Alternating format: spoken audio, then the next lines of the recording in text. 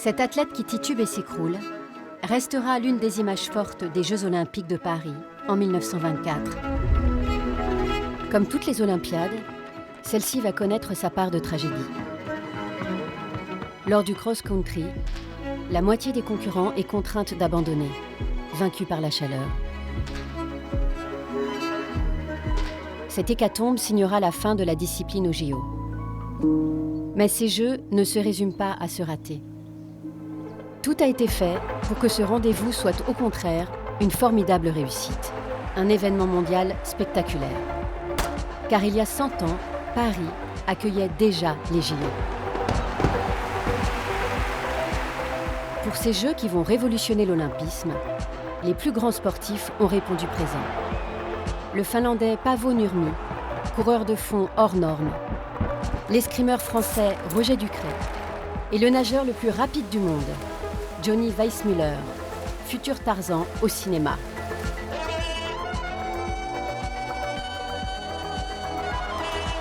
Leurs exploits ont été immortalisés par les caméras et un siècle plus tard, ces images permettent de revivre avec la même émotion la première Olympiade si abondamment filmée.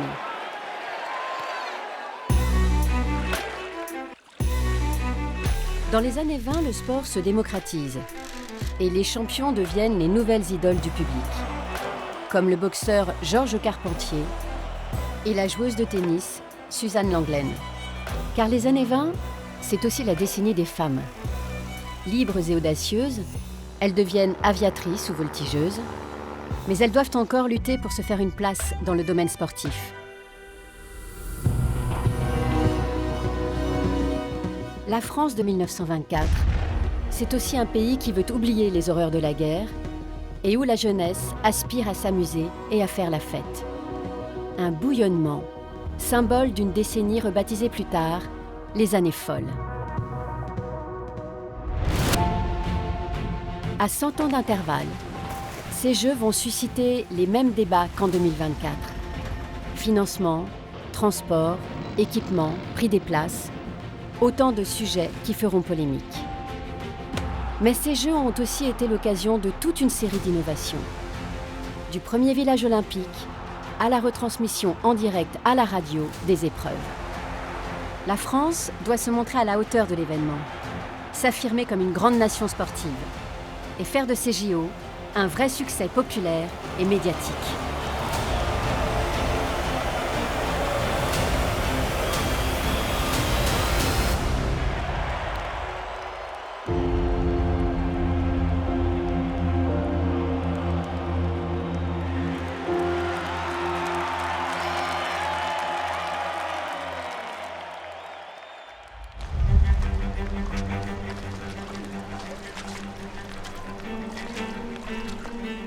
En 1921, quand Paris se porte candidate pour organiser les Jeux Olympiques, la France est en pleine reconstruction.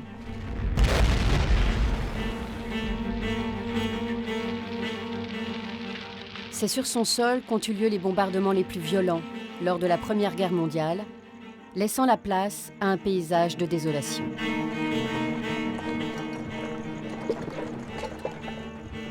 Près d'1,5 million d'hommes ont péri au combat.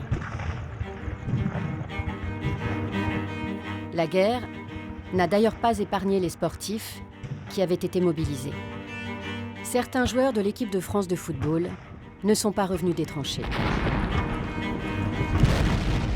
Le cyclisme, dont la popularité allait grandissante avant 1914, a lui aussi payé cher le prix des combats, avec la disparition de 3 anciens vainqueurs du Tour de France.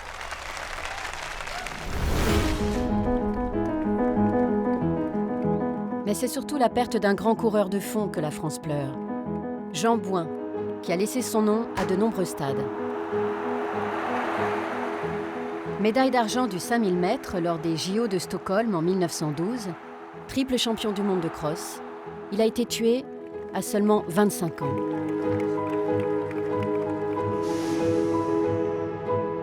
D'autres s'en sont sortis, mais ils rentrent terriblement marqués physiquement et psychologiquement. Sur près de 4 millions de blessés, on compte plus d'1 million d'invalides et de mutilés, dont le retour à la vie quotidienne s'annonce très difficile. Un long parcours de rééducation commence. Il faut réparer les gueules cassées et les corps estropiés. Pour certains sportifs, ce retour à la vie est quasiment miraculeux. Avec sa mâchoire brisée et ses 22 dents arrachées par un tir allemand, le champion de France Eugène Criqui semblait perdu pour la boxe. Pourtant, 5 ans après la fin de la guerre, cet homme à la mâchoire de fer décroche le titre de champion du monde des poids plumes. Le gouvernement français voit dans l'organisation des Jeux une occasion d'insuffler un peu d'optimisme et de restaurer le prestige national. Pourtant, Paris a dû se battre pour organiser ces JO. Los Angeles aussi est sur les rangs, comme elle le sera pour les JO de 2024. Tout comme Amsterdam, qui a la préférence du Comité international olympique.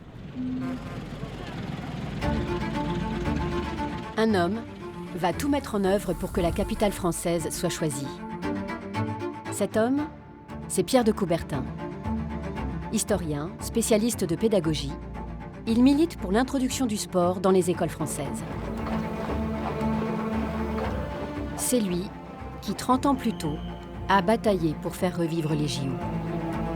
Convaincu de l'importance du sport dans la formation des individus, il souhaite le populariser en organisant un rendez-vous mondial. Cette compétition doit aussi servir à promouvoir la paix.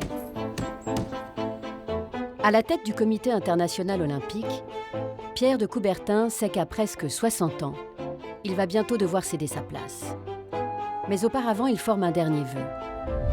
Que sa ville natale, Paris, organise la prochaine édition des Jeux.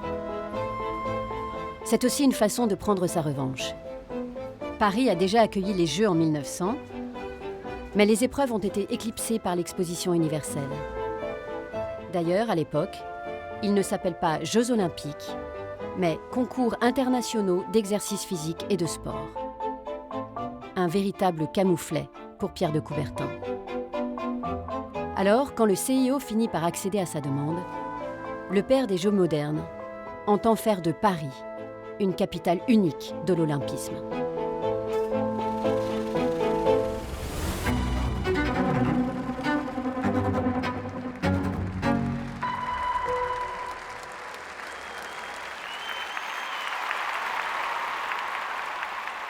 Gaston Doumergue ne boude pas son plaisir ce 5 juillet 1924. Dans la tribune officielle, aux côtés de chefs d'État et de têtes couronnées comme le prince de Galles, le prince Carol de Roumanie, le Shah de Perse et le futur empereur d'Éthiopie Haïlé Sélassié, le président de la République assiste enthousiaste à la traditionnelle cérémonie d'ouverture.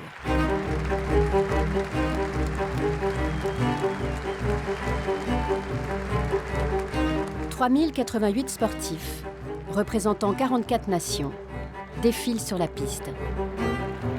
Seuls 29 pays étaient représentés lors des Jeux d'Anvers, 4 ans plus tôt.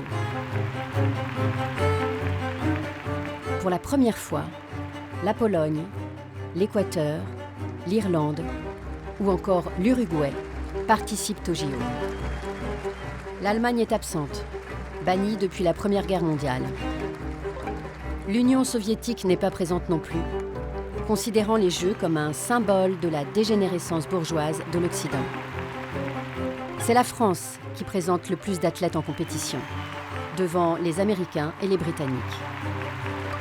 Si les femmes ouvrent la marche de la délégation, elles demeurent très largement minoritaires dans l'ensemble du cortège.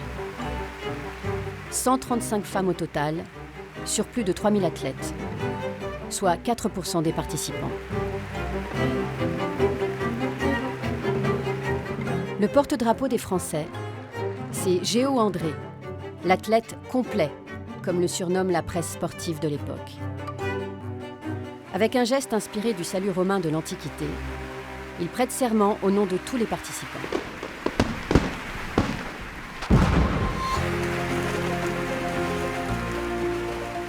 C'est Gaston Doumergue qui déclare l'ouverture des Jeux. Et le comte Clary, président du Comité national olympique, loue dans un discours très lyrique le stade de Colombes, un stade édifié pour la plus grande gloire du sport régénérateur des races, bienfaiteur de l'humanité. Ce stade de Colombes, situé au nord-ouest de Paris, va accueillir les épreuves phares de la compétition. Pourtant, ce n'était pas le premier choix des organisateurs. La ville, à 8 km des portes de Paris, était jugée trop éloignée pour attirer le public. Et surtout, elle a l'image d'une banlieue populaire avec ses usines, à l'opposé de la vision romantique de Paris que la France entend mettre en avant. Au moment de l'attribution des Jeux, la capitale française rêve d'un tout autre site. Elle envisage la construction à côté de Paris d'un stade de 100 000 places. Au début des années 1920, le sport est devenu un spectacle et de plus en plus de pays se dotent d'un grand stade. Pour les Jeux Olympiques de 1908, Londres a fait construire le White City Stadium avec plus de 90 000 places. Paris espère faire encore plus grand. Mais le projet est rapidement abandonné car jugé trop cher. L'heure est aux économies. Après la guerre, l'État a dû s'endetter pour financer la reconstruction et il ne peut pas satisfaire toutes les demandes du comité organisateur. La fragilité des finances publiques s'accompagne d'une très forte inflation. La ville de Paris rechigne, elle aussi, à voter les subventions promises et souhaite que le terrain alloué pour les JO coûte le moins cher possible. Il va donc falloir faire avec les infrastructures déjà existantes. Le conseil municipal propose de mettre à disposition le stade Pershing du Bois de Vincennes. Mais le comité olympique français préfère le Parc des Princes. S'engage alors un bras de fer qui va durer près d'1 an. Voyant les Français dans l'impasse, les États-Unis vont même jusqu'à proposer de reprendre la main en organisant les Jeux à Los Angeles. La solution viendra finalement d'un acteur privé, le Racing Club de France. À l'époque, le Racing, c'est le plus grand club omnisport de l'ouest de Paris. Il propose d'aménager son terrain de Colombes en échange de la moitié des recettes des Jeux Olympiques. C'est donc bien Colombes qui sera le centre névralgique des Jeux. Baptisé aujourd'hui Yves du Manoir, ce stade reste à l'honneur en 2024 en accueillant les JO pour la 2e fois avec les épreuves de hockey sur gazon. Mais en 1924, Colombes reste un choix par défaut et son éloignement pose un problème de transport, car c'est déjà l'une des préoccupations majeures des organisateurs. La presse ne manque d'ailleurs pas une occasion de les épingler à ce sujet. On redoute des embouteillages monstres sur les routes permettant d'accéder au nord de Paris. Plusieurs pistes sont alors envisagées. D'abord, prolonger une ligne du métro. Depuis la fin du XIXe siècle, Paris s'est doté d'un réseau qui compte à présent une dizaine de lignes. Elles permettent de se déplacer facilement, mais uniquement intramuros. Cette extension du métro sera rapidement abandonnée. On envisage également un train aérien, un projet qui reste lui aussi sans suite. On va finalement opter pour la mesure la plus simple et la moins chère. Le renforcement de la voie ferroviaire qui permet de se rendre à Colombes et l'aménagement d'une gare à proximité du stade. Ces améliorations ne seront pas sans conséquences pour les usagers, puisque le prix du billet aller-retour entre la gare Saint-Lazare et Colombes va être multiplié par 3, passant de 1,70 € à 5 francs. Pour éviter la cohue des transports en commun, les plus malins vont préférer se rendre au stade par leurs propres moyens.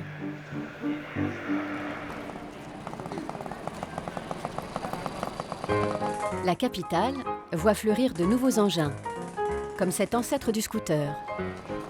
Baptisée la Scootamota, cette sorte de patinette à moteur réservée à ceux qui possèdent un bon équilibre, remporte un vif succès. Plus étonnante encore, cette trottinette, qui ressemble à s'y méprendre à celle qui circule dans la capitale aujourd'hui. Parfaitement maniable et pratique à transporter. On ne sait pas si la cohabitation avec les piétons posait déjà problème, mais elle permet en tout cas de gagner rapidement Colombes.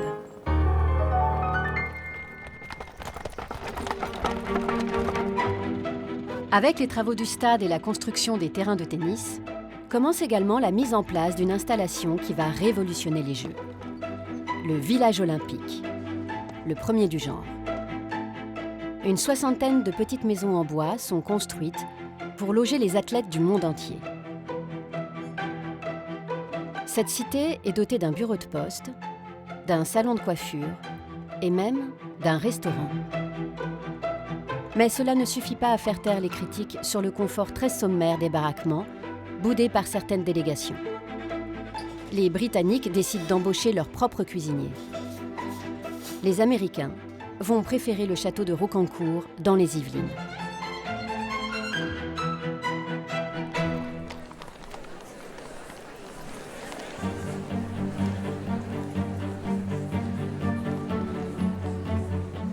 La question de l'hébergement est cruciale. Avec ses 3 millions d'habitants, contre à peine 2 millions aujourd'hui, Paris connaît une grave crise du logement. Comment la capitale, qui manque déjà de place pour ses habitants, va-t-elle pouvoir accueillir les dizaines de milliers de touristes attendus pour les Jeux ? Certains hôteliers peu scrupuleux ont trouvé la solution en expulsant leurs locataires. Ils en profitent au passage pour augmenter leurs tarifs. Pour éviter cette spéculation, on crée un nouvel office en charge du logement. Cet organisme s'occupe de mettre en relation les particuliers qui veulent louer une chambre chez eux et les voyageurs étrangers. Cet ancêtre d'une plateforme bien connue aujourd'hui va faciliter les séjours à Paris et permettre aux passionnés d'assister au grand spectacle du sport.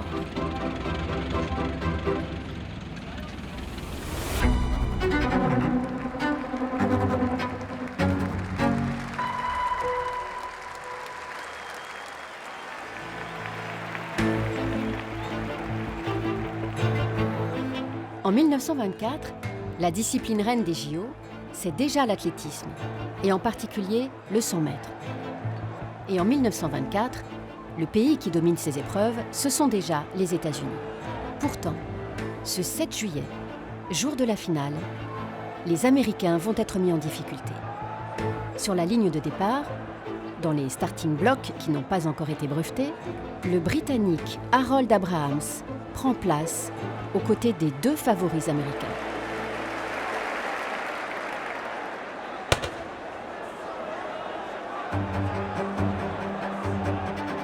Abrahams va créer la surprise, en étant le coureur le plus rapide de la course. En 10 secondes et 6 dixièmes, le Britannique décroche la médaille d'or en égalant le record olympique. Un autre Britannique, Eric Liddell, va lui aussi se faire remarquer. D'abord en renonçant aux 100 mètres, car les premières séries se tiennent un dimanche, jour du Seigneur, et pour ce fervent chrétien, impossible de renoncer au repos dominical, même pour une médaille olympique.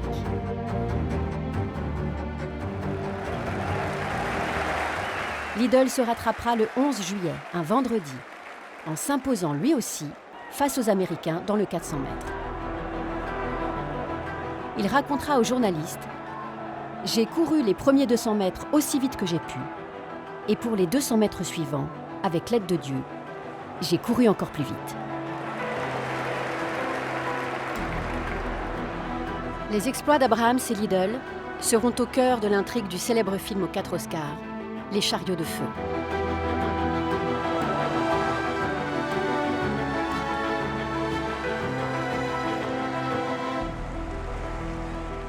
Si les Américains ont dû s'incliner sur le 100 et le 400 mètres, ils auront leur revanche sur le 200 mètres et le 400 mètres haies.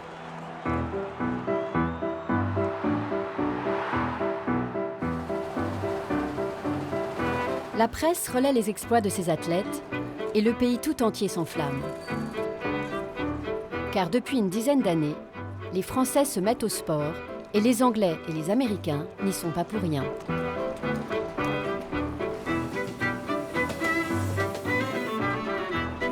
Avant la guerre, la France compte peu d'adeptes. Le sport n'est pas considéré comme une affaire sérieuse. Sur 40 millions d'habitants, quelques 400 000 personnes seulement, de milieux très aisés, y consacrent du temps. Mais la guerre va tout changer.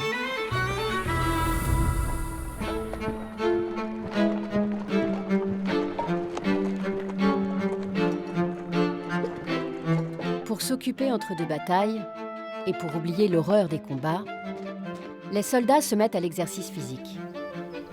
Les officiers ont compris que le sport pouvait aider les troupes à tuer leurs cafards.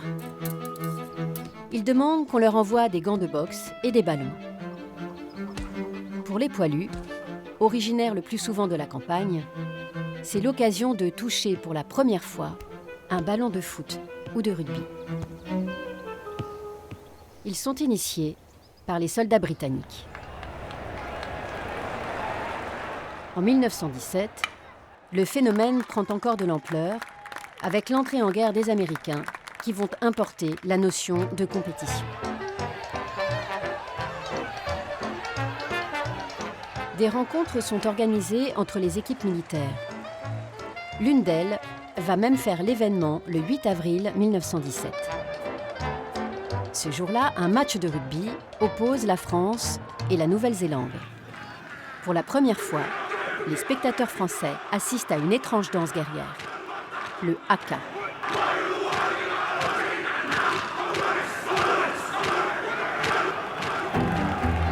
La Nouvelle-Zélande ne fera qu'une bouchée de la France, battue 40-0.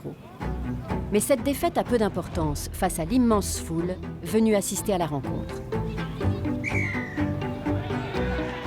Après la guerre, cet engouement pour le sport ne se démentira plus.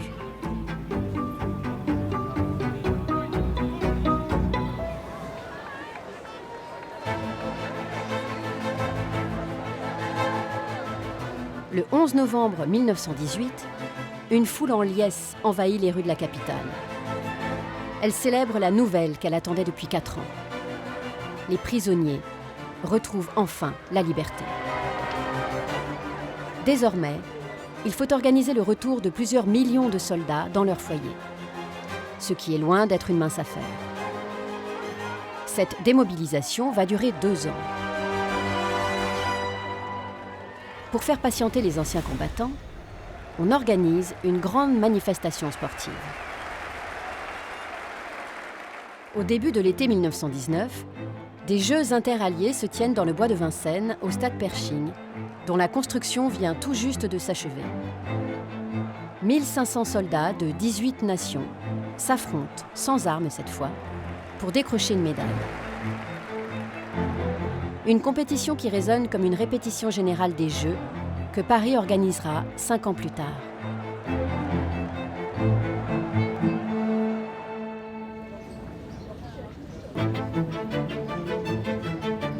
Désormais, le sport n'est plus réservé à une élite, mais il se diffuse dans les couches les plus populaires de la société.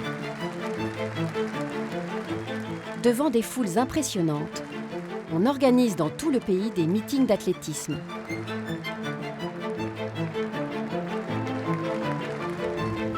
Des courses de vélo, comme le surprenant critérium cycliste des porteurs de journaux. Ou encore des matchs de hockey sur gazon. On découvre de nouveaux sports comme le volley, que les soldats américains ont importé pendant la guerre. Les Français se passionnent pour des activités étonnantes.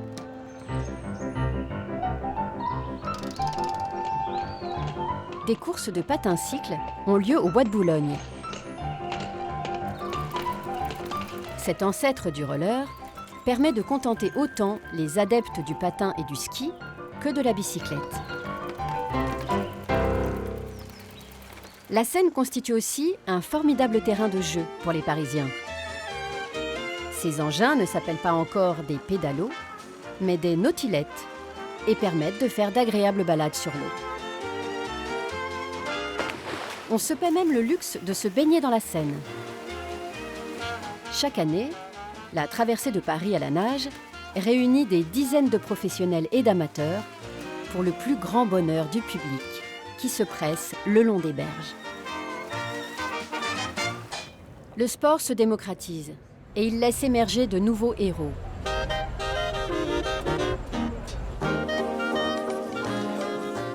À l'image des vedettes de la chanson et des stars de cinéma, les grands sportifs sont adulés par le public. Le boxeur Georges Carpentier, premier Français à être sacré champion du monde mi-lourd, est l'une des personnalités les plus connues à l'époque.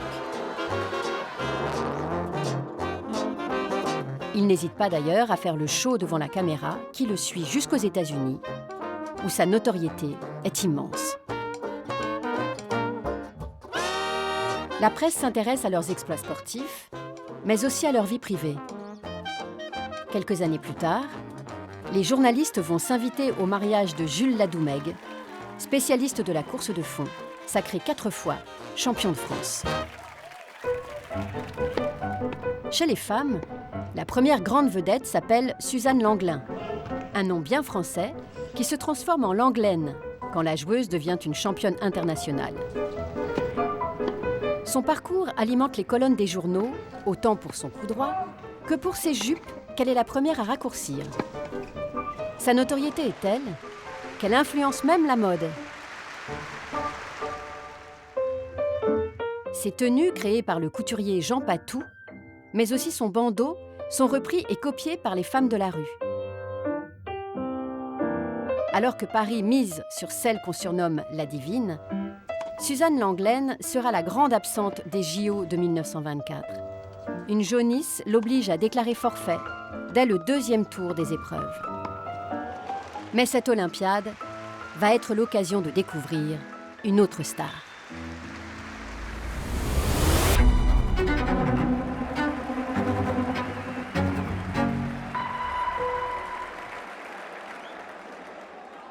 L'athlète qui va dominer les courses de fond est un Finlandais de 27 ans.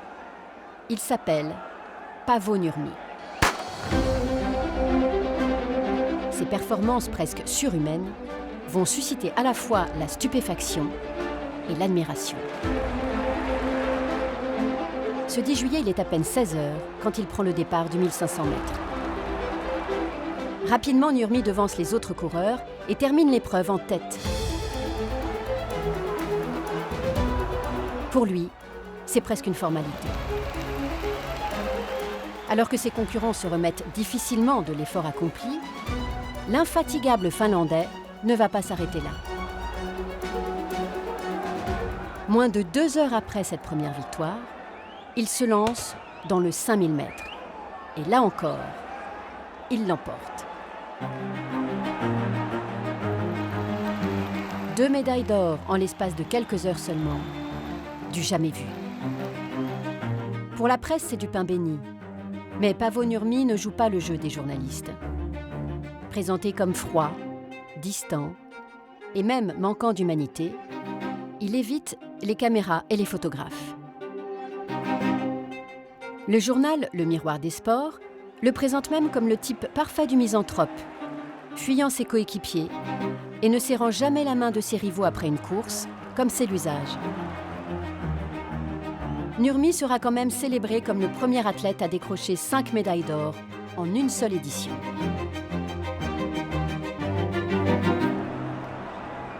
L'un de ces titres, il va l'obtenir dans l'épreuve la plus controversée de la compétition, le cross-country.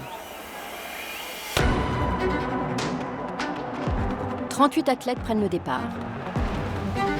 Ils ne savent pas encore que cette course de 10 km sur un terrain accidenté va se transformer en cauchemar. Cette compétition a été organisée en tout début d'après-midi, à l'heure la plus chaude de la journée.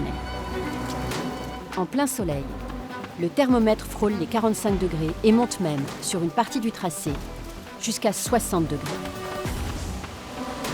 Après quelques kilomètres seulement, certains sportifs sont pris de malaise. Ils sont contraints d'abandonner tout au long du parcours.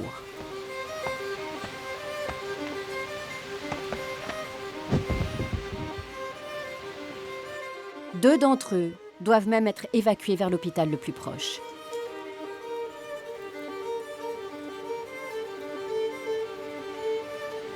Sur les 38 participants au départ, 15 seulement terminent l'épreuve. La fin d'un chemin de croix. Sauf pour notre invincible Paavo Nurmi, qui finit la course en tête.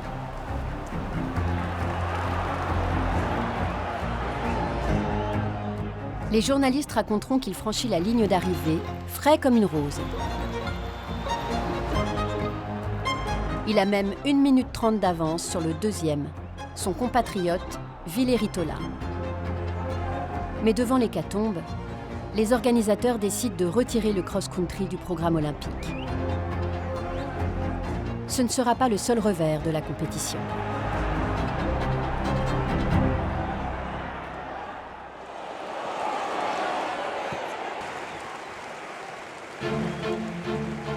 Le rugby à 15 va également connaître des déboires lors des Jeux de 1924. À l'époque, le tournoi se résume à 3 pays, la France, les États-Unis et la Roumanie. En finale, face aux Américains, les tricolores sont donnés largement favoris. Mais contre toute attente, ce sont les Américains qui dominent la partie. Quand 2 joueurs français sont évacués après des plaquages tout à fait réglementaires, les spectateurs se déchaînent. Au coup de sifflet final, sur le score de 17-3, la foule redouble de fureur. Loin de l'esprit olympique, elle siffle la levée du drapeau américain. Certains vont même s'en prendre physiquement aux supporters. Le rugby à 15 ne sera plus au programme olympique. Et le ballon ovale ne fera son retour qu'à Rio en 2016, dans sa version à 7. Une autre discipline très populaire va elle aussi disparaître des Jeux.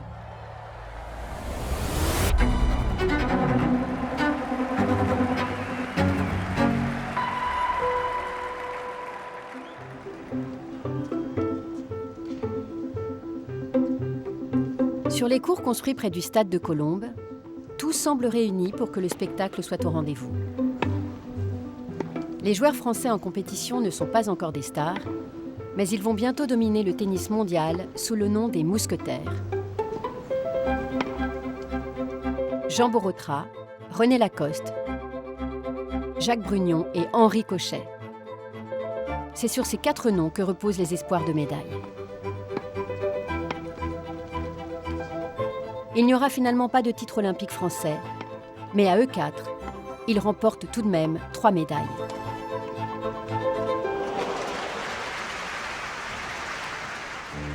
Chez les femmes, en l'absence de Suzanne Lenglen, c'est une autre Française qui va se distinguer sur les cours. Julie Vlasto parvient à décrocher la médaille d'argent face à la favorite, l'Américaine Helen Wills. La qualité des échanges est bien présente, mais l'organisation des matchs est l'objet de vives critiques. Les joueurs se plaignent du comportement des spectateurs qui pénètrent sur les cours pour prendre des photos. À la même époque, le tennis se professionnalise. Les joueurs rémunérés pour la pratique de leur discipline ne peuvent plus participer aux JO où ne sont admis que les sportifs amateurs. Le tennis va donc être écarté des Jeux pendant 60 ans. Cette décision va priver les femmes d'une des rares disciplines qui leur sont accessibles. Car elles n'ont le droit de concourir que dans des sports jugés féminins, comme le tennis, la natation, l'escrime ou la voile. Hors de question pour elles de participer à une course d'athlétisme jugée trop violente. On cherche ainsi à protéger leur féminité et leur fécondité.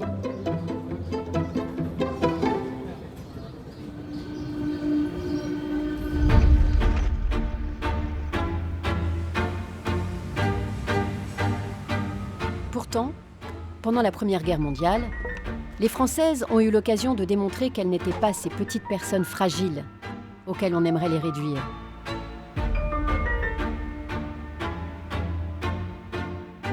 À la campagne, elles vont remplacer les hommes mobilisés en effectuant les moissons et les vendanges. On compte sur elles pour nourrir le front.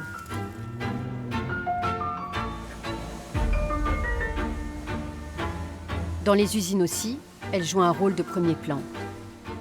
Déjà présentes dans certains secteurs comme le luxe et le textile, elles rejoignent les lignes de production d'armement. Surnommées les munitionnettes, ces ouvrières possèdent des bras solides pour tourner des obus plus de 10 heures par jour.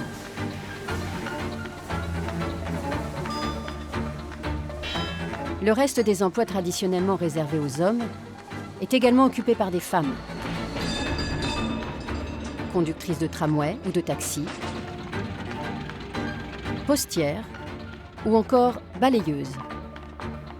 Les femmes ont joué un rôle primordial et à la fin de la guerre, elles comptent bien s'en servir pour conquérir de nouvelles libertés. Leur émancipation va passer par la libération du corps. Pour cela, elles vont pouvoir s'appuyer sur l'engagement d'un certain nombre de figures, comme la comédienne Musidora, qui bouleverse la représentation féminine au cinéma. Dans le film Les Vampires de Louis Feuillade, elle interprète le rôle d'Irma Vep, la première femme fatale française sur grand écran. Bien avant Catwoman et Batman, elle se montre dans cette combinaison très moulée de soie noire, à l'époque où les femmes portent encore des jupons et des corsets. Sa silhouette féline embrase le cinéma. Le film, en 10 épisodes, on parlerait de série aujourd'hui, remplit les salles obscures et Musidora devient l'actrice la plus populaire et la plus emblématique du cinéma européen. Avec ses grands yeux noirs soulignés de colle et son teint diaphane, elle est vénérée par les poilus pendant la Première Guerre et devient l'icône des surréalistes. Actrice, mais aussi réalisatrice, elle adapte 2 romans de Colette, son amie, elle aussi figure libre et indépendante de ce début de siècle. Ces modèles vont inspirer les femmes après la guerre. Suivant l'exemple de Musidora, les Françaises abandonnent la rigidité des corsets pour des tenues droites, plus confortables. Une silhouette androgyne qui s'accompagne du raccourcissement des jupes et des robes. Les cheveux, eux aussi, sont plus courts, avec cette fameuse coupe à la garçonne.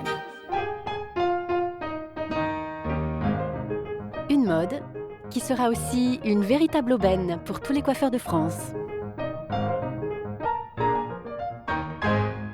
La garçonne a d'abord été un phénomène littéraire. C'est le titre d'un ouvrage qui sort en 1922. Son auteur, Victor Marguerite, y raconte les aventures d'une jeune femme indépendante menant une vie sexuelle très libre, alternant les partenaires masculins et féminins. À l'époque, l'ouvrage est qualifié de pornographique et son auteur est radié de la Légion d'honneur.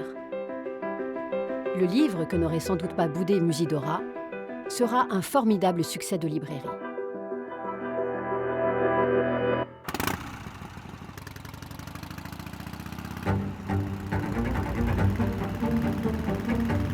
En apparence, plus rien n'arrête les femmes. Pour la première fois, une aviatrice, Adrienne Bolland, effectue la traversée de la Cordillère des Andes. Quand d'autres s'essaient à la haute voltige et même au saut en parachute. Avec la libération du corps, c'est tout l'univers du sport qui s'ouvre aux femmes. Féminasport, le premier club uniquement féminin, a été créé dès 1912. Il organise chaque année de grands meetings où se produisent des sportifs de haut niveau. Les femmes parviennent même à faire céder un bastion traditionnellement masculin, le football. Dans les années 20, Féminasport est comparable à ce que l'Olympique lyonnais est au football féminin aujourd'hui. Les joueuses vont gagner à 10 reprises le championnat de France. Au niveau international aussi, elles s'imposent avec à leur tête Madeleine Braquemont, la capitaine de la première équipe de France féminine. Cette attaquante hors pair, que le pays surnomme affectueusement Mado, incarne l'image de la sportive par excellence. Dans ce reportage qui pourrait s'intituler « La femme idéale », Elle paraît aussi à l'aise sur un terrain de football ou de rugby qu'avec une raquette de tennis ou un fleuret à la main. Sans oublier pour autant les activités bien féminines de l'époque.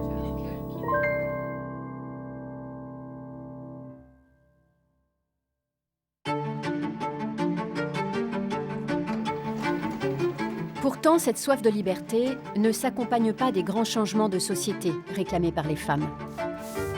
Alors que les Allemandes, les Anglaises, les Hollandaises obtiennent le droit de vote, les Françaises se le voient refuser.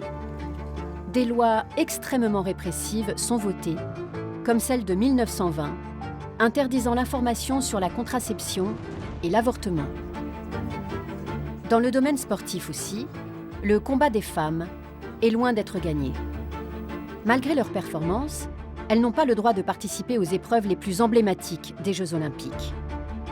Pour le rénovateur des Jeux, Pierre de Coubertin, leur place est ailleurs. Je n'approuve pas personnellement la participation des femmes à des concours publics, ce qui ne signifie nullement qu'elles doivent s'abstenir de pratiquer un grand nombre de sports, mais sans se donner en spectacle. Aux Jeux Olympiques, leur rôle devrait être surtout, comme aux anciens tournois, de couronner les vainqueurs. On doit conclure que le véritable héros olympique est à mes yeux l'adulte mâle individuel. Si la misogynie de Pierre de Coubertin est souvent pointée du doigt, ces déclarations sont le fruit à la fois de son milieu d'origine et de son époque. Mais les femmes ne vont pas se laisser faire. Celle qui prend la tête de la fronde, c'est Alice Millat. Issue d'un milieu modeste, cette sténodactylo, présidente de Femina Sport, pratique l'aviron à haut niveau et s'est illustrée en natation et en hockey sur gazon. Elle va tenir tête à Pierre de Coubertin. Puisque les hommes ne veulent pas des femmes aux JO, Alice Millat organise en 1922 à Paris des Olympiades réservées uniquement aux femmes. Tout s'y déroule comme aux Jeux masculins, avec le défilé des athlètes et la proclamation officielle d'ouverture. Ce qui provoquera une grosse colère du CIO. Le président de la Fédération d'athlétisme parle même de putsch féminin. 77 sportives vont s'affronter dans 13 épreuves d'athlétisme. La plupart des journaux qui relaient la manifestation déplorent le spectacle auquel se livrent les femmes. La palme des propos les plus réactionnaires revenant au Figaro dans son compte-rendu du 400 mètres. Cette épreuve terrible pour le corps féminin et qui le rend si peu aimable. Quelles sont ces furies toutes possédées par une sombre folie? Leurs yeux sont hagards, leurs bouches sont crispées et je préfère ne pas parler de leur poitrine. Dans un dernier effort, elles passent la ligne d'arrivée, palpitantes, épuisées. On ne peut imaginer de spectacle plus navrant de délabrement physique. Malgré ces comptes rendus inimaginables aujourd'hui, les spectateurs sont là et le pari semble gagné. Tous les sports vont progressivement s'ouvrir aux femmes. Mais il faudra attendre les Jeux de Paris de 2024 pour atteindre la parité parfaite. En attendant, elles vont se faire remarquer dans les rares disciplines auxquelles elles ont accès. En 1924, ce sera le cas en natation, le sport qui rassemble le plus de concurrentes.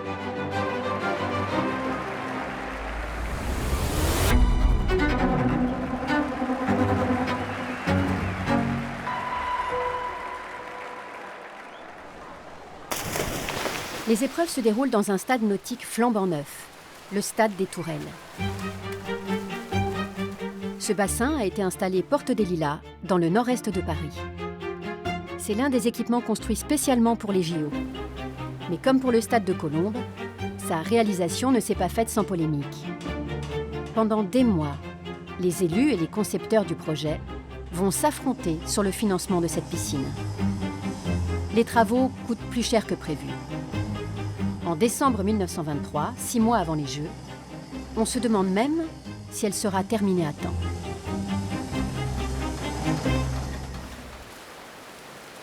Le stade nautique sera finalement inauguré un mois seulement avant la cérémonie d'ouverture.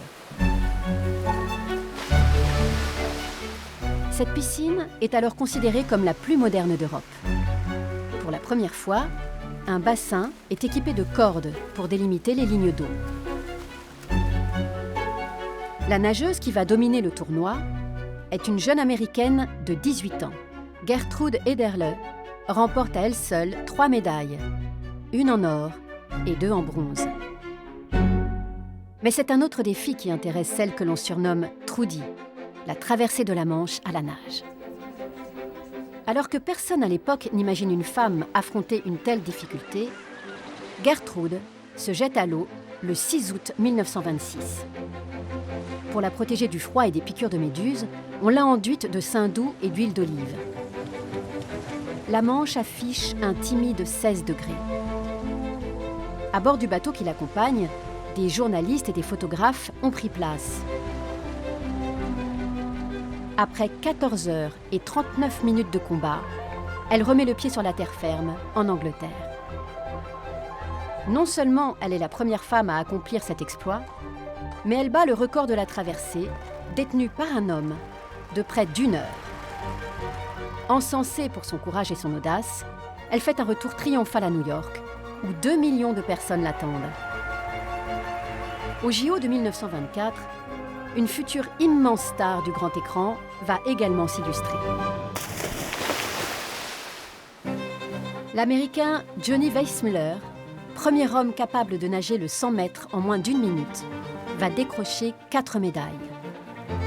Pourtant, Weissmuller a bien failli ne pas participer aux Jeux.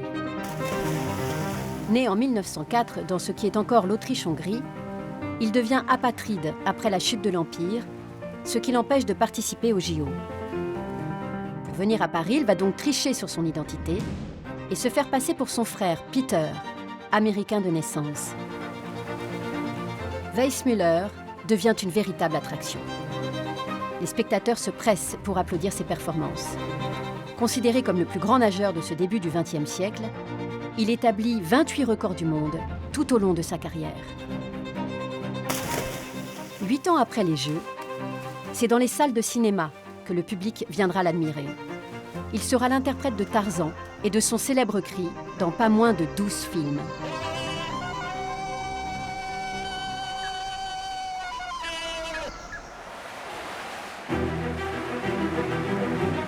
Pour les Françaises aussi, ce bassin des Tourelles sera synonyme de médaille d'or.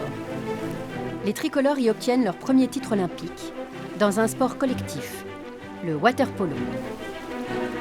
Ils battent en finale la Belgique, qui, comme à Anvers 4 ans plus tôt, décroche la médaille d'argent. Au total, la France va remporter 38 médailles, dont 13 d'or. Elle se classe 3e, derrière les États-Unis et la Finlande.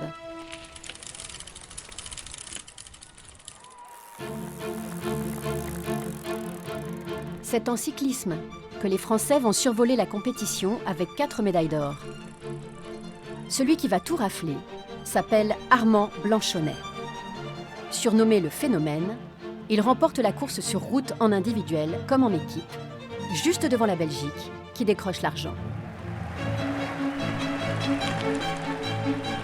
Les cyclistes français gagnent 2 autres médailles sur piste dans un vélodrome plein à craquer. Il faut dire qu'à l'époque, le vélo est une vraie passion française. Il est devenu un moyen de transport utilisé par tous, les ouvriers en ville, comme les paysans à la campagne. Entre les deux guerres, on compte près de 9 millions de bicyclettes pour 40 millions d'habitants. Toutes les familles en possèdent une.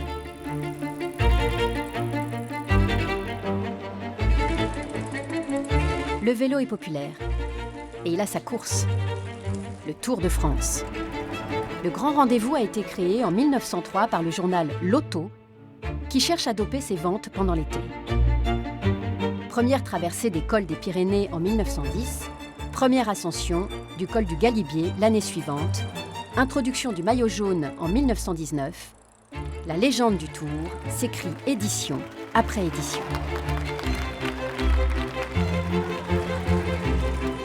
On se presse chaque été le long des routes pour acclamer les champions. Le temps d'une étape, cette fête gratuite qui passe près de chez soi abolit les frontières sociales et fédère tout le pays. Les cyclistes sont célébrés en véritables dieux de la route. Mais en 1924, le Tour est aussi déjà l'objet de scandales. Henri Pélissier, personnage haut en couleur, vainqueur l'année précédente, a décidé d'abandonner l'épreuve.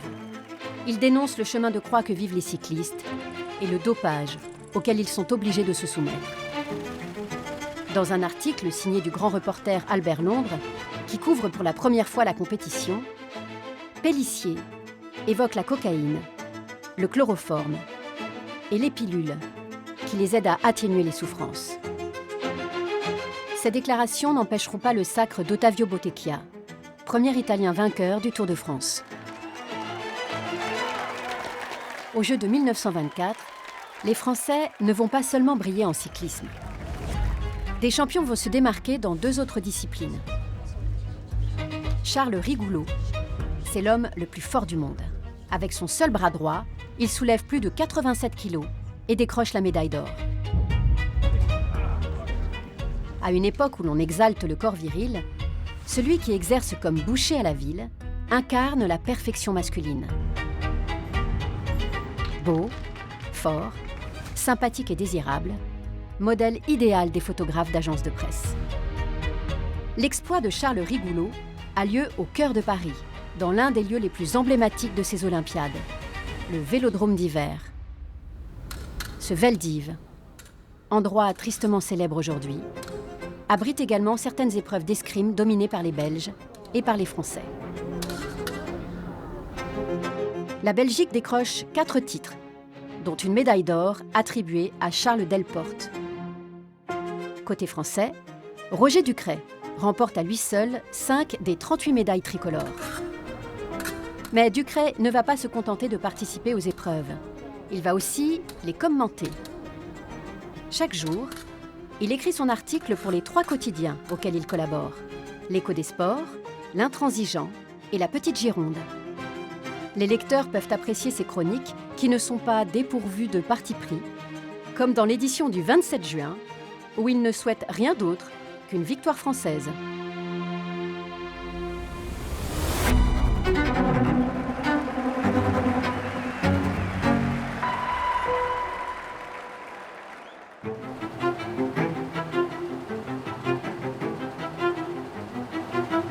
Le 9 juillet 1924, le Miroir des Sports publie des dessins qui feraient scandale aujourd'hui. Une pleine page pour détailler les 4 races représentées aux Jeux Olympiques. Les races blanches, noires, jaunes et rouges. Le journaliste ne manque pas de rassurer le lecteur en soulignant que la supériorité de la race blanche n'est pas compromise par les 3 autres. Pourtant, une épreuve va mettre à mal ce préjugé et ce complexe de supériorité de l'homme blanc. William de Hart-Hubbard, un jeune athlète de 19 ans, parvient à décrocher une médaille d'or en saut en longueur en franchissant 7,44 m. Avant de quitter les États-Unis pour Paris, il avait écrit à sa mère « Dis à papa que je vais tout faire pour être le premier champion olympique de couleur en individuel. » Il a tenu sa promesse. Fidèle à sa lecture du monde, l'hebdomadaire Le Miroir des Sports relate l'exploit du nègre américain. Pour comprendre ces propos qui apparaissent totalement déplacés, il faut se replonger dans le contexte de l'époque.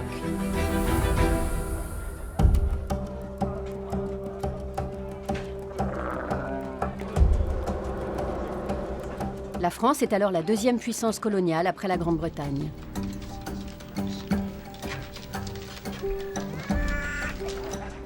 Après la Première Guerre mondiale, son empire s'étend sur plus de 12 millions de kilomètres carrés, près de 20 fois sa surface actuelle.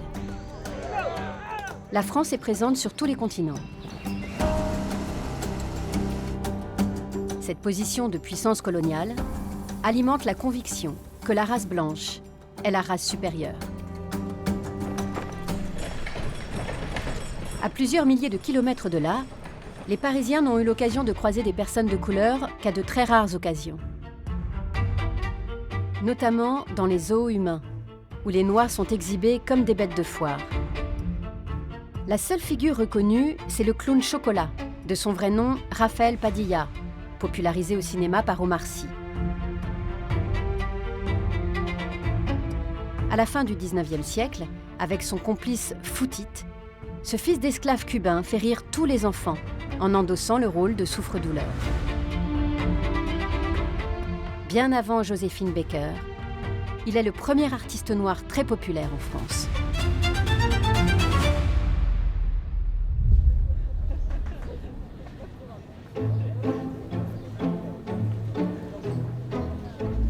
Des personnes de couleur, les habitants de la métropole en croisent lors des expositions coloniales organisées dans tout le pays.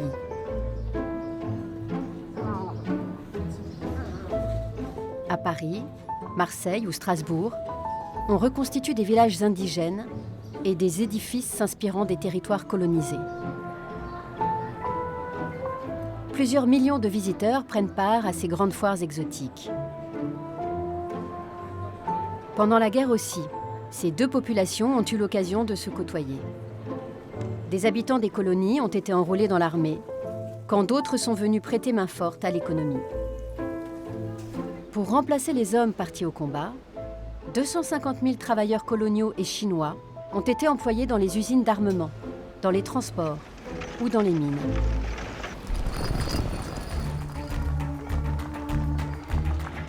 Ces colonies constituent aussi un réservoir d'athlètes pour la France. Ahmed Bouguera El Wafi, né en Algérie, court le marathon sous la bannière tricolore. Cet ouvrier de chez Renault se classe 7e en 1924. 4 ans plus tard, il parviendra à décrocher la médaille d'or à Amsterdam.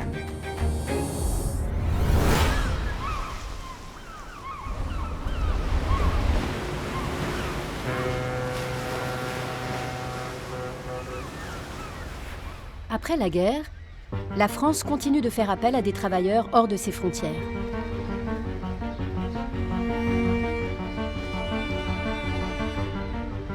Plus de 10% de la population active masculine a été tuée sur les champs de bataille. Pour reconstruire et redresser le pays, c'est vers les Italiens, les Polonais ou encore les Belges qu'on va se tourner.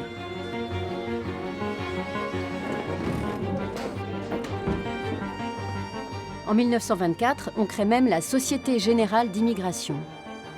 Ce sont les chefs d'entreprise eux-mêmes qui se chargent directement de sélectionner et d'acheminer la main-d'œuvre étrangère.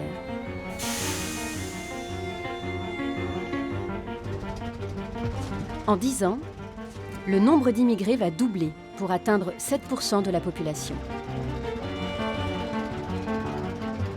La France devient le plus grand pays d'immigration au monde, devant les États-Unis.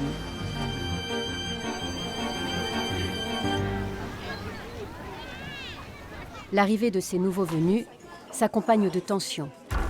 Une partie de la population témoignant d'une certaine hostilité à l'égard des étrangers.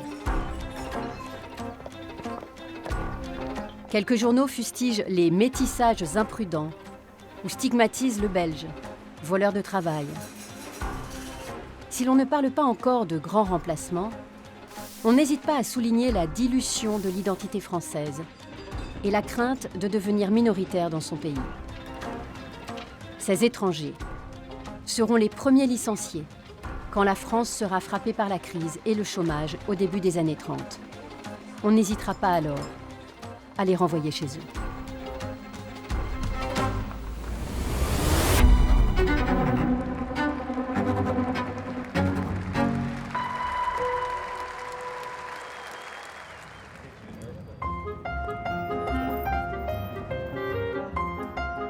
En 1924, le programme olympique ne se limite pas au sport. Il compte aussi des épreuves artistiques.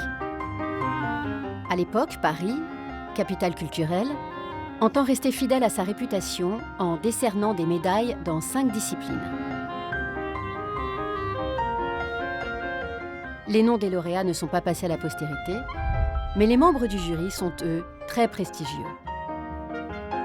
Maurice Ravel et Gabriel Fauré pour la musique, Auguste Perret pour l'architecture, l'écrivain Jean Giraudoux pour la littérature et l'artiste Fujita, grande figure parisienne de ces années 20, pour la peinture.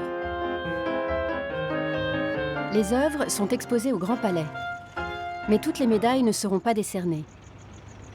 Certains jurys considérant qu'aucun des travaux ne mérite une telle récompense. Une ironie pour une ville qui connaît un incroyable bouillonnement intellectuel et artistique.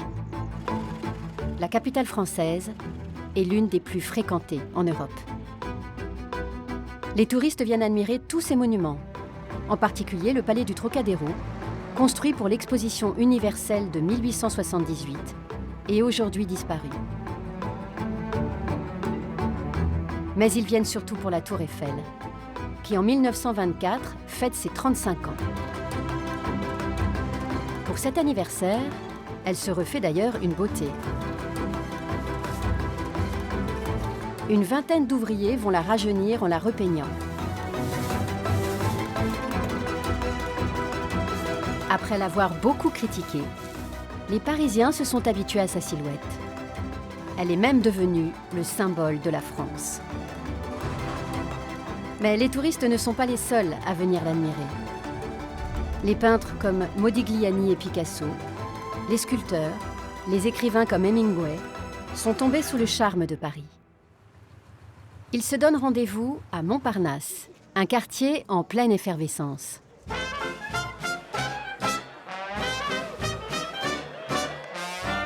C'est là que les artistes organisent chaque année le bal de la Horde.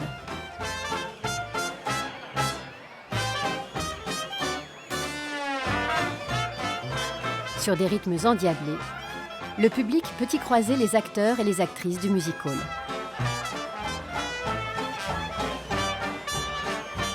Car les années 20 à Paris, c'est aussi le triomphe de la fête.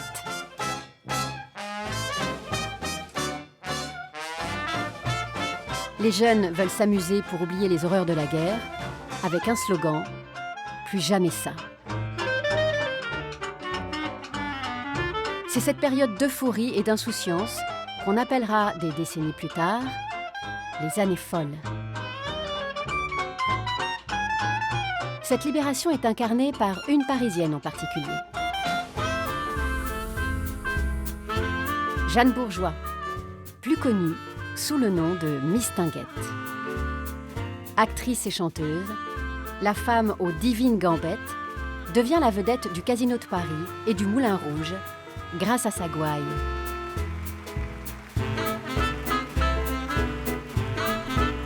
Le public se passionne pour sa vie et a suivi la relation tumultueuse qu'elle a entretenue avec Maurice Chevalier, lui aussi artiste très populaire du music-hall. Les visiteurs présents à Paris à l'été 1924 pourront aller les applaudir entre deux épreuves des JO.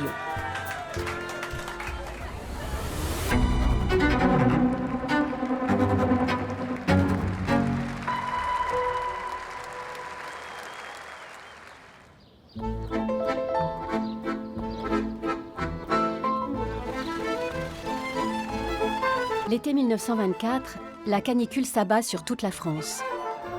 Paris n'est pas épargné. Dans la capitale, chacun cherche un coin de fraîcheur. Les familles se pressent dans les parcs et n'hésitent pas à piquer une tête dans les bassins des jardins publics. La température est si accablante que certaines festivités du 14 juillet sont menacées d'annulation. Mais l'épreuve du marathon prévue le 13, elle, aura bien lieu.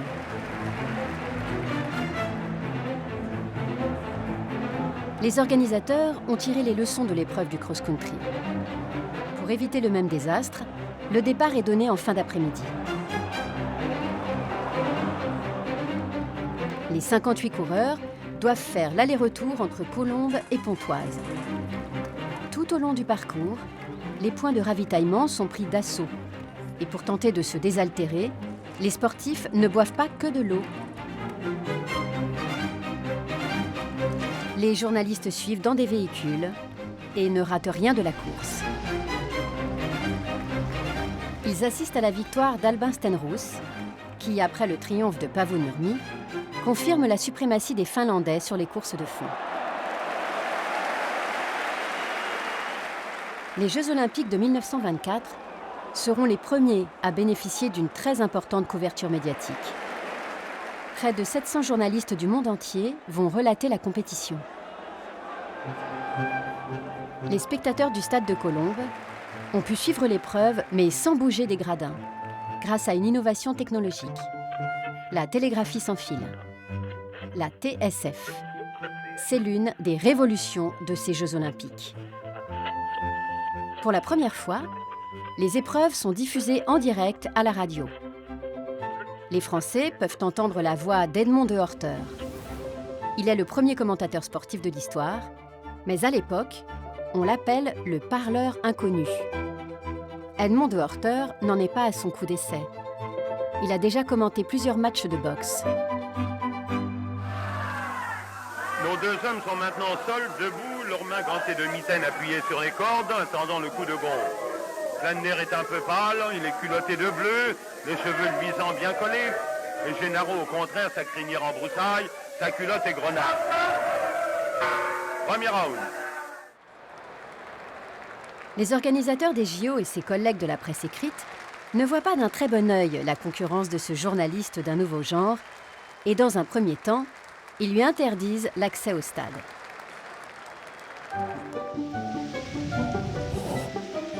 C'est donc depuis la nacelle d'un ballon qu'Edmond va réaliser ses reportages. De l'autre côté du poste, les Français ne sont pas encore très nombreux à être équipés. Mais là encore, on fait preuve d'une folle ingéniosité. Grâce à un récepteur glissé dans sa jarretière et à son ombrelle qui sert d'antenne, cette jeune femme ne rate rien des épreuves sportives. Ce dispositif va révolutionner la vie des Français qui vont pouvoir se tenir informés dans n'importe quelle situation. Même si l'antenne de réception demeure parfois un peu encombrante.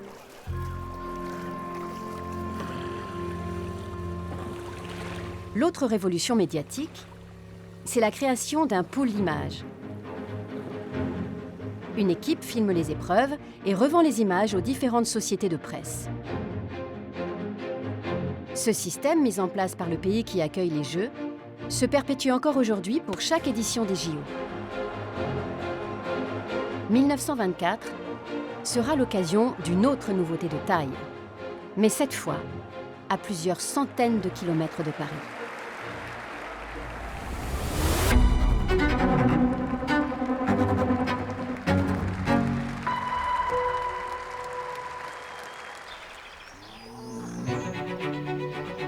En 1924, les Jeux ne se tiennent pas pendant 2 semaines comme aujourd'hui, mais ils vont se prolonger sur plusieurs mois. Ils ont même démarré dès janvier, avec l'organisation des premiers Jeux d'hiver. À l'époque, ils ne s'appellent pas encore Jeux olympiques, mais Semaine internationale des sports d'hiver. 17 pays, pour beaucoup du nord de l'Europe, vont y participer.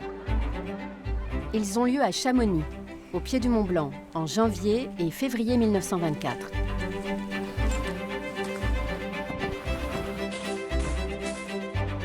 Les adeptes de la montagne l'hiver sont encore peu nombreux, mais la fréquentation commence à se développer grâce à de grandes campagnes de promotion. Avant la guerre déjà, l'association Le Touring Club de France, avec sa caravane de 400 personnes, fait le tour des petits villages de montagne pour convaincre les hôteliers et les commerçants du potentiel économique de ce tourisme.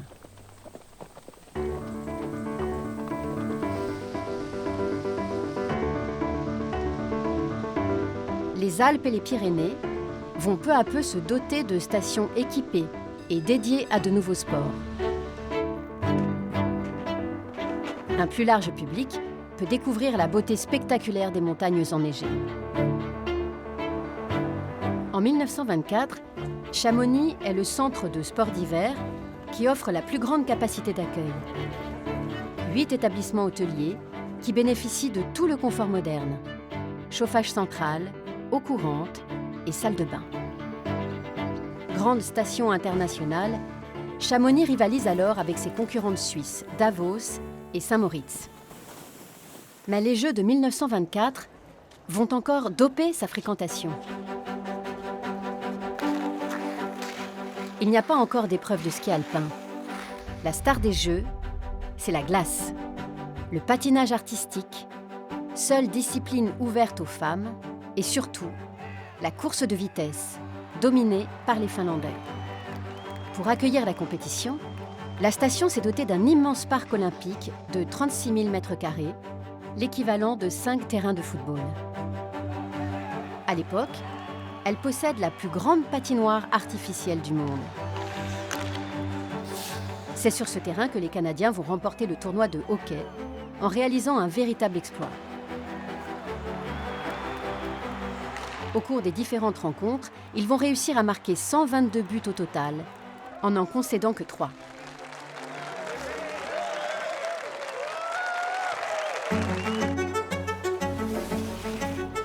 Une piste de bobsleigh, objet de toutes les curiosités, a également été aménagée à proximité du funiculaire de l'Aiguille du Midi.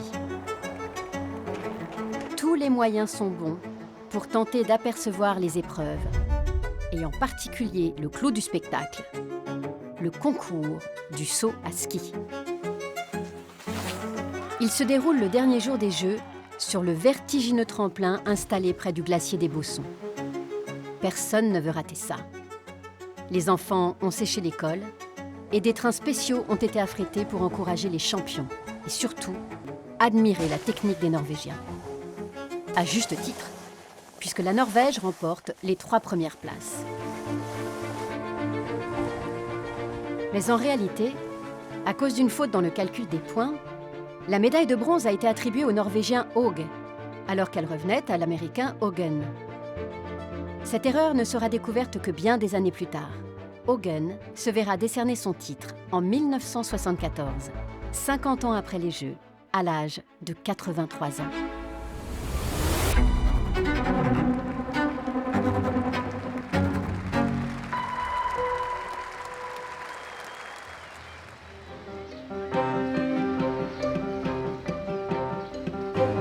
Au printemps 1924, plusieurs centaines de touristes américains débarquent au Havre. Ils ont fait le voyage pour assister aux Jeux de Paris. Difficile d'estimer le nombre précis de visiteurs étrangers, mais au total, ce sont 600 000 billets qui ont été vendus pour ces Jeux olympiques. Sans surprise, c'est le tournoi de football qui attire le plus de monde. Avec le cyclisme, c'est le sport populaire par excellence. On enregistre une affluence record pour une finale de prestige avec l'équipe phare de ce début de siècle, l'Uruguay, que l'on appelle la Céleste. Elle est opposée à la Suisse après avoir éliminé la France en quart de finale. Elle triomphe par 3-0 dans un stade plein à craquer.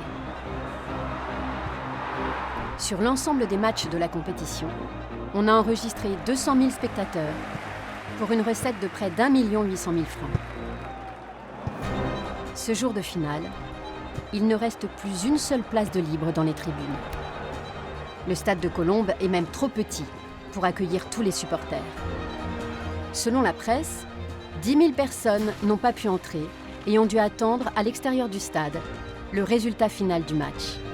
Si le football est l'une des rares disciplines à faire le plein, à l'inverse, les spectateurs vont bouder certaines épreuves, comme la gymnastique.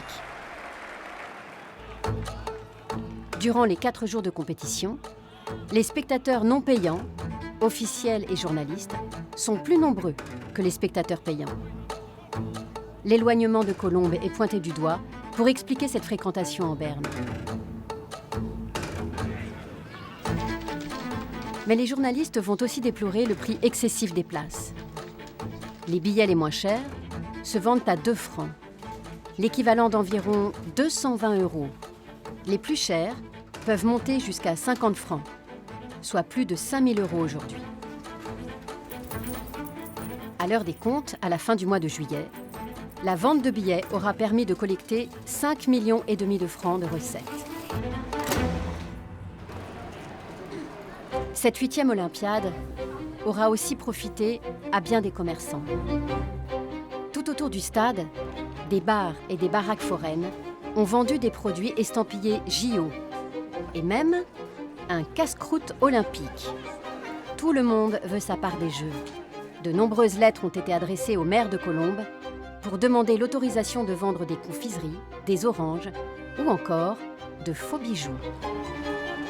Les 5 anneaux ont été mis à toutes les sauces, sur les robes, les écharpes et même les éventails. On ne parle pas encore de marketing et encore moins de goodies, mais les visiteurs ont pu repartir avec leurs sacs remplis de cendriers, de flacons de parfum ou de chapeaux en guise de souvenir de cette Olympiade parisienne.